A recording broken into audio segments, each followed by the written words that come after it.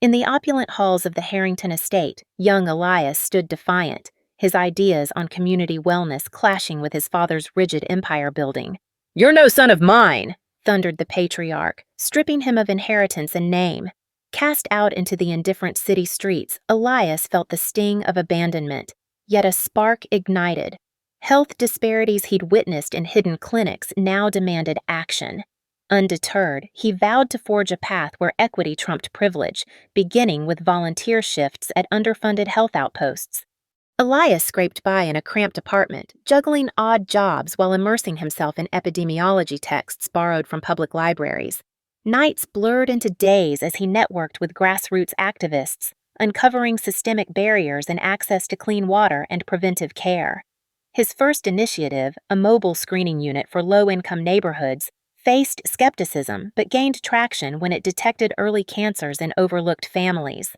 Word spread, drawing volunteers and small grants, transforming his isolation into a burgeoning movement rooted in evidence-based advocacy rather than inherited wealth.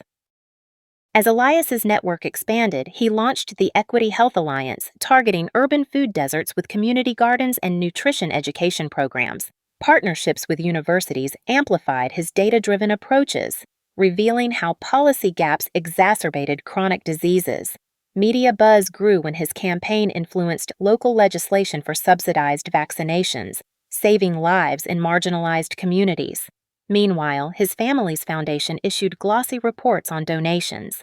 But Elias's on-the-ground results, reduced hospitalization rates, spoke louder, quietly eroding their unchallenged narrative of benevolence. Elias's initiatives scaled nationally, with apps tracking health resources in real time, empowering users to navigate services efficiently.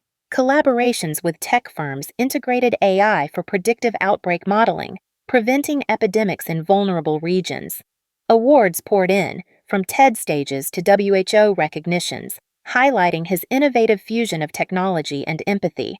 His family's galas, once the pinnacle of philanthropy, now seemed performative beside Elias's tangible metrics. Millions vaccinated, disparities narrowed.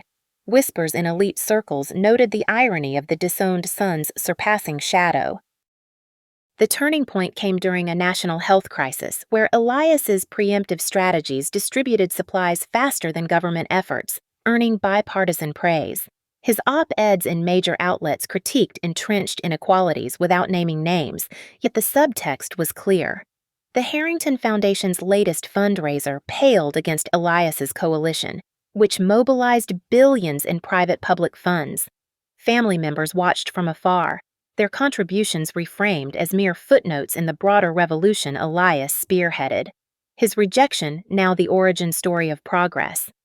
Years on, Elias keynoted global forums, his initiatives adopted worldwide, from rural clinics in Africa to urban reforms in Asia. The family's legacy, once synonymous with influence, dissolved into obscurity as donors flocked to his transparent, results-oriented model. Elias reflected in quiet moments on the disownment that freed him, turning personal exile into collective empowerment.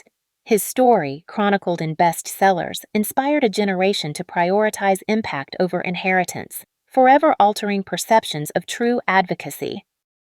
Ultimately, Elias's journey underscored resilience's quiet power, where rejection birthed reinvention. His public health empire not only eclipsed familial shadows, but illuminated paths for countless others.